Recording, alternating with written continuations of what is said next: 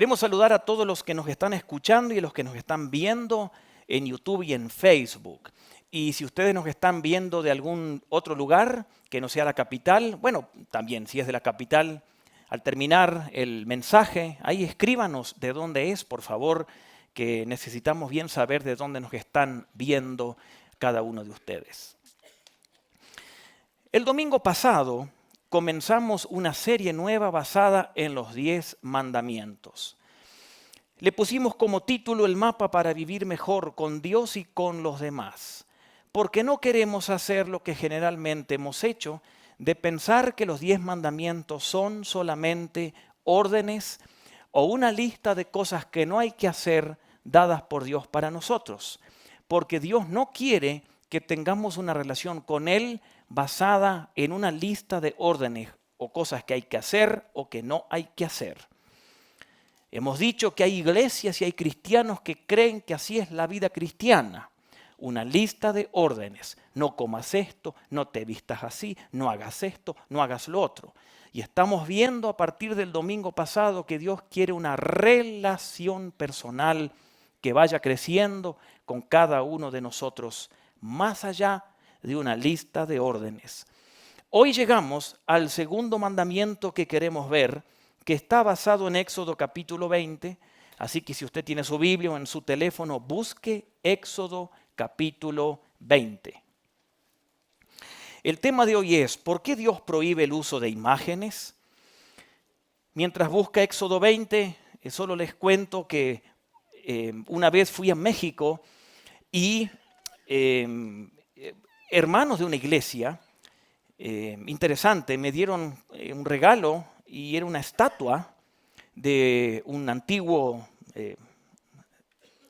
un personaje mexicano muy famoso y obviamente yo lo acepté, pero luego lo tiré. Lo tiré porque era más como un ídolo que tenían. Y es interesante que nosotros podemos ir y visitar nuestros países y pueden haber amigos o familiares que nos regalen una estatua de un patrono de un pueblo, una estampa de una figura que dicen que nos va a ayudar a tener salud, a que no tengamos un accidente, a que no nos enfermemos. Millones en nuestro continente hacen peregrinaciones a algún santuario. En Argentina, San Cayetano, a Esquipula se puede ir aquí, a algún santuario de Guadalupe, de Fátima. En nuestros pueblos se festejan los patronos de los pueblos. Y así estamos llenos de esta cultura en nuestros días. Incluso podemos comprar crucifijos, podemos comprar estampitas, podemos comprar imágenes, etc. Y queremos ver este mandamiento, que es el segundo, donde Dios, como un padre, nos va a decir a nosotros, no, mi hijo, no juegues en la calle, te va a hacer mal, te pueden chocar. Mejor vete al patio, vas a estar más feliz, es por tu seguridad. Y así quiero que veamos este mandamiento, no solo como algo que Dios nos prohíbe, sino que algo que Dios nos quiere ayudar a tener una relación para nuestro bien. Así lo vamos a ver. Y en este mandamiento, el capítulo 20, en Éxodo, los versículos 4, 5 y 6 contienen el segundo mandamiento. Son 3 versículos, el segundo mandamiento. Vamos a ver 3 puntos, cada versículo un punto. En el primer versículo vamos a ver la advertencia que Dios nos da respecto al uso de imágenes. En el segundo versículo vamos a ver las consecuencias si no obedecemos. Y el tercer versículo de este mandamiento veremos las bendiciones si obedecemos. Déjenme leerles el mandamiento. Es el segundo que encontramos en Éxodo capítulo 20. No te hagas ningún ídolo o imagen, ni nada que guarde semejanza con lo que hay arriba en el cielo, ni con lo que hay abajo en la tierra, ni con lo que hay en las aguas debajo de la tierra. No te inclines delante de ellos ni los adores. Yo, el Señor tu Dios, soy un Dios celoso. Cuando los padres son malvados y me odian, yo castigo a sus hijos hasta la 3ª y 4ª generación. Por el contrario, cuando me aman y cumplen mis mandamientos, les muestro mi amor por 1000 generaciones. Veamos el versículo 4, que es el primer versículo, la advertencia que Dios nos da. Y en primer lugar, el mandamiento comienza con esa palabra no. La mayoría de los mandamientos comienza igual, con esa frase, no hagas. Pero no los veamos como una lista de órdenes para nosotros, para hacernos la vida miserable, sino que vamos a ver que esto es para nuestra bendición. Recordemos que los israelitas, o aquí los hebreos, eran el pueblo que habían salido de la esclavitud de Egipto por 430 años. Egipto era un país idólatra. El río Nilo era un dios. Tenían dioses por todos lados. El faraón era un dios. Ellos estaban en el desierto rumbo a la tierra prometida. Iban a llegar a Canaán, la tierra prometida, habitada por los cananeos, extremadamente paganos e idólatras también, lleno de imágenes y de dioses. Por ejemplo, cuando leemos en el Salmo 106, dice, por ejemplo, que ellos tenían ídolos, ofrecían a sus propios hijos, los quemaban como un sacrificio a sus dioses. Los cananeos eran extremadamente politeístas, adoraban a un montón de dioses. Tenían un dios de la cosecha. Ellos hacían una imagen y la llevaban a los campos para tener muchas cosechas. Ellos tenían el dios de la fertilidad, que hacían unas imágenes y las llevaban a la cama para que la mujer, así teniendo relaciones, se aseguraban de que iba a quedar embarazada. Ellos tenían en los templos, los cananeos, prostitutas, y decían que los hombres tenían que llegar ahí, dar sus ofrendas, tener sexo con esas mujeres, porque así el Dios de ellos los iba a bendecir. Sacrificaban a sus hijos, los hacían caminar por fuego. Eran costumbres totalmente diabólicas, satánicas que tenían los cananeos. El pueblo de Dios iba rumbo a esa tierra. Era la tierra prometida, pero no era deshabitada, estaba habitada por este tipo de gente. Y el Señor les quiere advertir que quería una relación con ellos, no como la de los egipcios tenían con sus dioses, no como la de los cananeos tenían con sus dioses, sino una relación personal quería Dios con los hebreos. En el libro de Deuteronomio, capítulo 18, dice algo muy importante. Y quiero que, si alguno puede buscar, está allí fácil de encontrarlo, Deuteronomio, Génesis, Éxodo, Levítico, Número, Deuteronomio, en el capítulo 18, verso 9, donde Dios les advierte con lo que se van a enfrentar en Canaán y les dice qué relación quiere con ellos. Y luego regresamos a Éxodo y no los voy a hacer ir a ningún otro capítulo, no se preocupen. Deuteronomio 18, del 9 al 15, ellos siguen en el desierto y Dios les dice lo siguiente a través de Moisés. Deuteronomio 18, verso 9.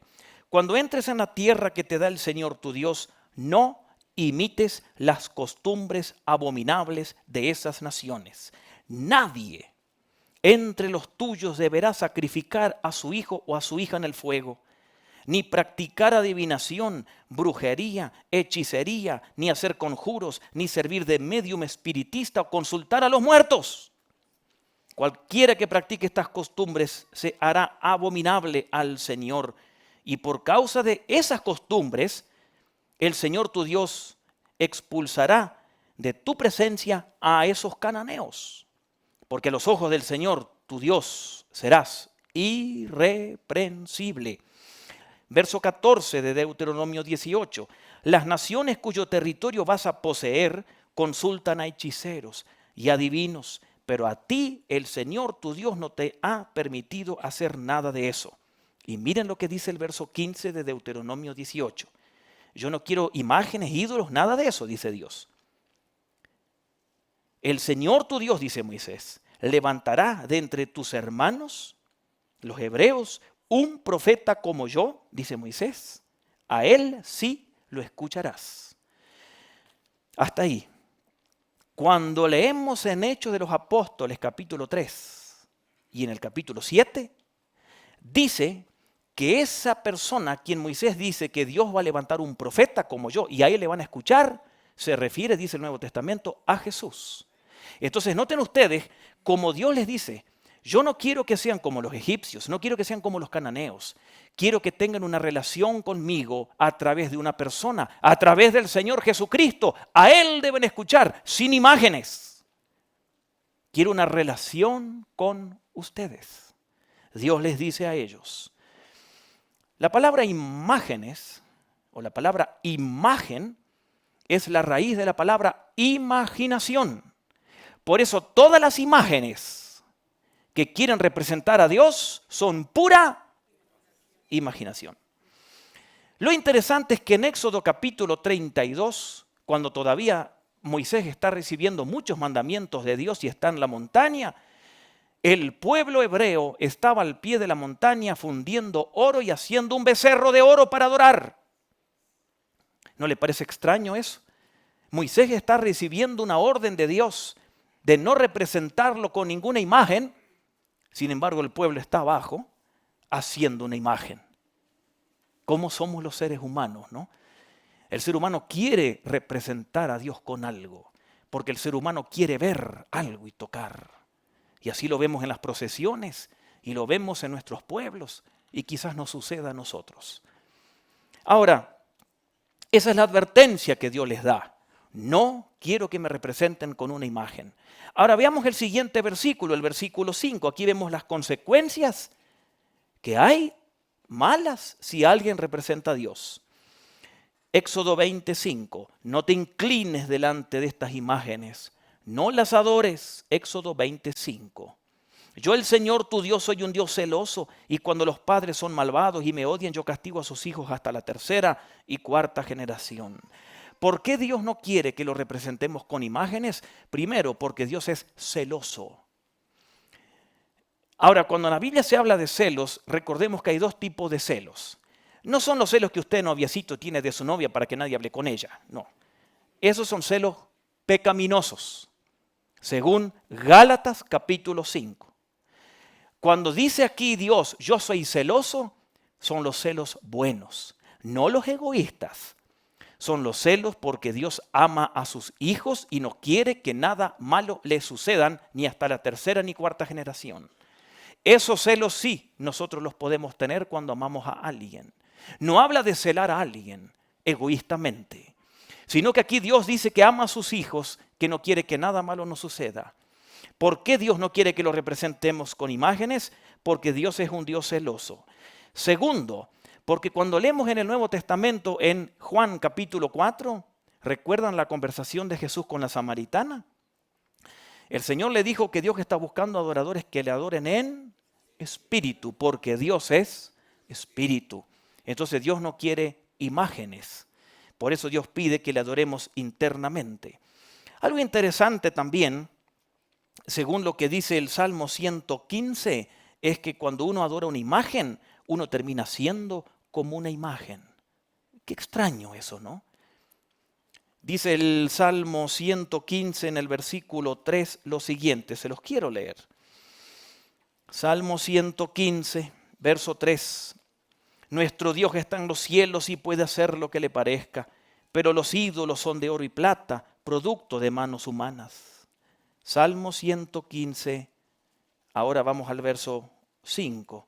Tienen boca y no pueden hablar, tienen ojos y no pueden ver, tienen oídos y no pueden oír, nariz y no pueden oler, tienen manos pero no pueden palpar, pies pero no pueden andar, ni un solo sonido emite su garganta. Y dice el Salmo 115:8, semejante a ellos, a esas imágenes, son sus hacedores y los que confían en ellos. Qué interesante, ¿no? Las personas o las familias que adoran imágenes terminan haciendo o siendo como esas imágenes. Su vida gira alrededor de las imágenes, sus días libres, sus días de fiesta, sus ofrendas, muchos de sus hábitos y costumbres son para satisfacer esa imagen. Dios dice, no quiero que me representen con imágenes.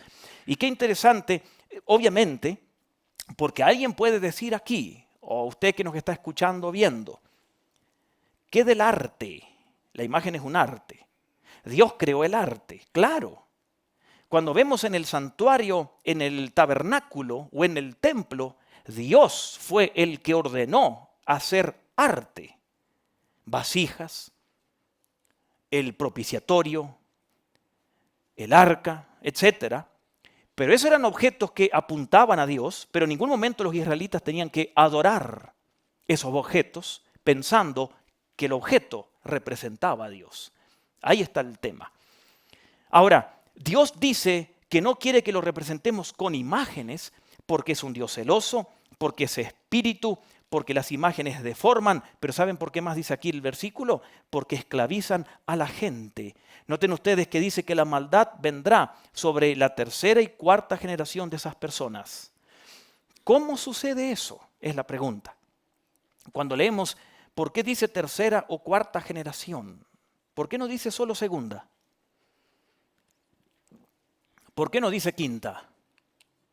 Se puso a pensar. Bueno, en aquella época en Medio Oriente generalmente vivían en sus casas, no eran como las de nosotros, pero vivían, ¿saben cuántas generaciones? 4.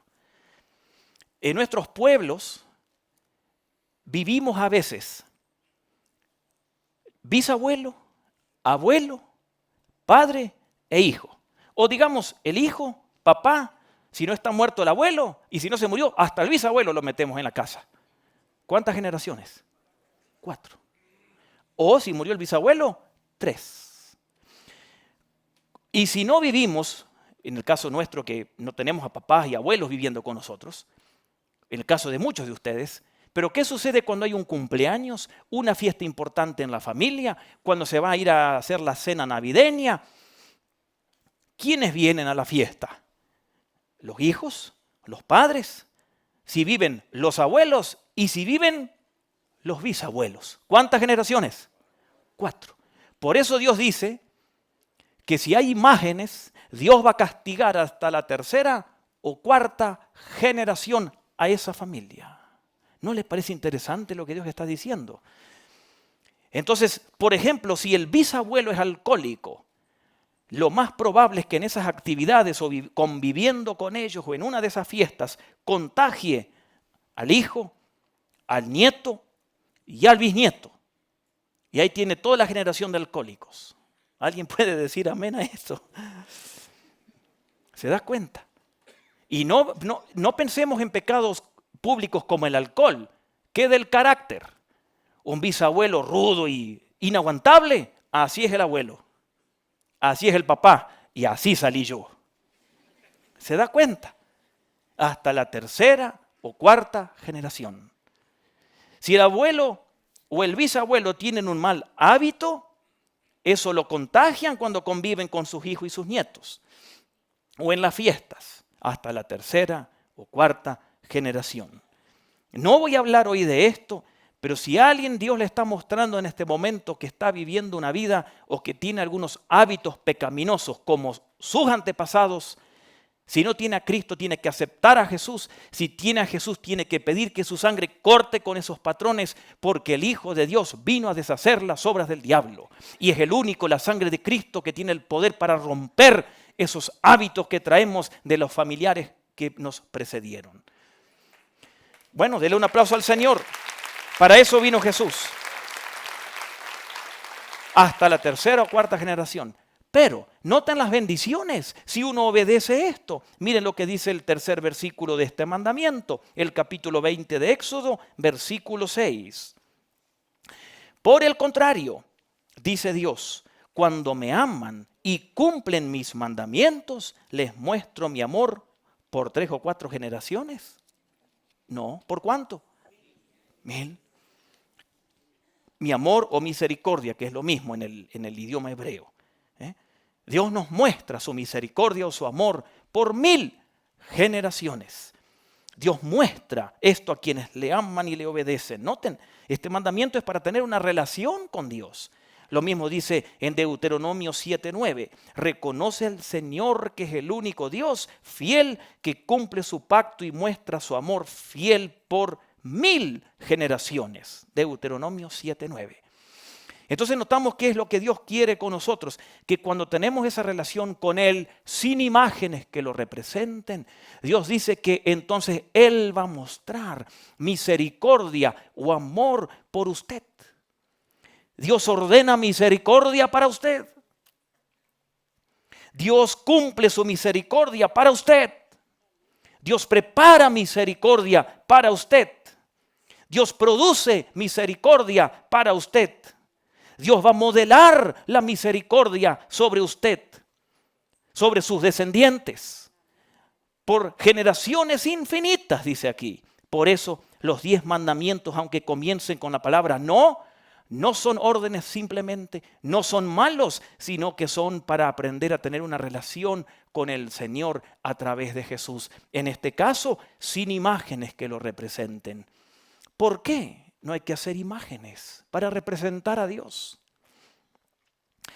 Cuando Dios creó al ser humano, dijo en Génesis 1:26, allí estaba la Trinidad. Hagamos al hombre a nuestra semejanza o imagen. Hagamos al ser humano, dice la Trinidad, a nuestra imagen y semejanza. Quiero hacer un ejercicio con ustedes. Quiero que miren un poquito a los que tienen alrededor, adelante o atrás. Miren, yo los veo a todos aquí. Usted se está viendo la imagen de Dios. Yo sé que la mayoría no lo cree. Y algunos ni se creen que son la imagen de Dios. Es lo que Dios dice. Por lo tanto, mi pregunta es, ¿cómo trata la imagen de Dios? Y si su cuerpo es la imagen de Dios, ¿le va a hacer un tatuaje? ¿Con qué objetivo? ¿Y cómo va a tratar al que convive con usted? Si es imagen de Dios. Yo no puedo tirarle un palazo por la cabeza a mi hijo, porque es imagen de Dios. Porque si lo hago, lo daño. Y estoy dañando la imagen de Dios. Noten qué serio es esto. Es la imagen de Dios. No voy a usar drogas porque tengo que cuidar la imagen que Dios ha impreso en mi vida. Porque nosotros somos los que representamos la imagen de Dios. Claro, los incrédulos no piensan así y ellos se tiran bombas y se matan y no tienen problema. Nosotros no podemos pensar así porque somos imagen de Dios. Es más, Dios puso el Espíritu Santo dentro de nosotros. Ahora, qué interesante, porque si alguien dice, yo quiero una imagen para adorar a Dios, para conocerle mejor a Dios, porque una imagen me llevaría más a la presencia de Dios. Bueno, el libro de Colosenses dice en el capítulo 1, verso 15, que Jesucristo es la imagen del Dios invisible. Usted quiere conocer al Padre, conozca a quién, a Jesucristo, a través de la fe, con su corazón teniendo una relación con Él. Cuando Felipe dijo en Juan 14, Jesús, muéstranos al Padre, Jesucristo que dijo, Felipe, el que me ha visto a mí, ha visto al Padre, yo soy en el Padre. Sí, por eso Cristo es Dios hecho carne y Él es todo lo que necesitamos y no precisamos reemplazarlo o tener una imagen que lo represente. ¿Por qué? Porque Él es todo, Él es nuestro todo. Para mí, para usted que nos está viendo, no precisamos una imagen. Es la relación con el Señor. Por eso Él es todo. Para el que le gusta el arte, Él es extremadamente bello. Para el panadero, Él es el pan viviente. Para el banquero o el financista, Él es el tesoro o la perla del gran precio. Para el biólogo, Él es la vida. Para el albañil, Él es el cimiento seguro. Para el médico, Él es el gran sanador. Para el educador, Él es el gran maestro. Para el juez, nuestro Señor es el juez justo. Para el jurado, Él es el único testigo veraz. Para el joyero, ahí también es la perla del gran precio. Para el oculista, Él es la luz que alumbra. Para el filósofo, Él es la sabiduría. Para el siervo, Él es el buen amo. Para el estudiante, la verdad personificada. Para el trabajador, Él es el día de descanso. Para el pecador, Él es el Cordero de Dios que quita el pecado del mundo. Para el cristiano, Él es nuestro Dios viviente, nuestro Salvador, nuestro Redentor, nuestro Rey de Reyes, el Señor de nuestras vidas. Él es todo en todo. ¡Aleluya! A nuestro Señor. ¡Aleluya! No le vamos a hacer una imagen porque lo tenemos en nuestro corazón. Resumiendo, aunque este mandamiento también comienza con la frase no hagas, es para nuestra bendición y protección. y para que tengamos una relación personal con el Señor. Dios nos escogió para eso. Dios nos formó a su imagen y puso su Espíritu Santo dentro cuando aceptamos a Cristo en nuestro corazón. Si le amamos y le buscamos, Él mostrará misericordia para nosotros y su amor y para nuestros descendientes. Cristo es la perfecta imagen de Dios. Y si alguien se pregunta cómo puedo ver a Dios, la respuesta es: lo vemos con los ojos de la fe. Lo conocemos a través de su palabra y con un corazón que cree en el Señor. Conozca esa imagen de Dios a través de la fe, sin un sustituto que lo represente. Y Dios, como dice aquí, cumplirá su pacto y le va a bendecir. Tan sencillamente como obediencia en esto, Dios mostrará misericordia a usted y hasta la 4ª generación y mucho más. Amén. Dele un aplauso al Señor, claro. Póngase en pie, vamos a orar en esta mañana. Señor, te cantábamos estos cantos, que te coronamos a ti, que te exaltamos, que tú eres el Dios vivo, que anhelamos tu regreso porque eres el Rey que va a venir. Y creemos que así es, porque contrario a una imagen que no tiene vida, tú eres un Dios vivo y vivo para siempre. Y nosotros hemos venido a adorarte a ti, el Dios que era, es y ha de venir. Aquel que no tiene cambio ni sombra y no puede variar. El único, el Dios de Abraham, de Jacob y de Isaac. El que es el padre del huérfano y esposo de la viuda. El que es el amigo más cercano cuando nuestros hermanos se van. A ese Dios hemos venido a adorar y alabar en esta hora. El único, el maravilloso y más grande de todos. El que abarca todo, el que es diferente a todo. Pero también un Dios personal. Un Dios que podemos amar individualmente.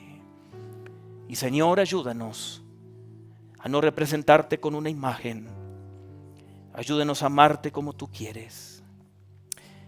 Así, con el rostro inclinado, quiero preguntar si alguien de los que está aquí no tiene a Jesús en el corazón y quiere aceptar a Cristo. Que levante su mano, por favor. O quizás alguien se apartó del Señor o estuvo metido en esto de adorar imágenes y quiere arrepentirse y acercarse a Dios. Levante su mano. Queremos orar por usted. Allí arriba hay una mano levantada. Dios la bendiga. ¿Alguien más? ¿Alguien más? Ahí van a orar por usted, por la decisión que haya tomado, ya sea que haya aceptado a Jesús o que se reconcilie con el Señor, o que quizás usted haya adorado imágenes y nunca dijo: Señor, ahora reconozco que es un pecado, perdóname, corta esto en mi vida, en mi familia. Levante su mano.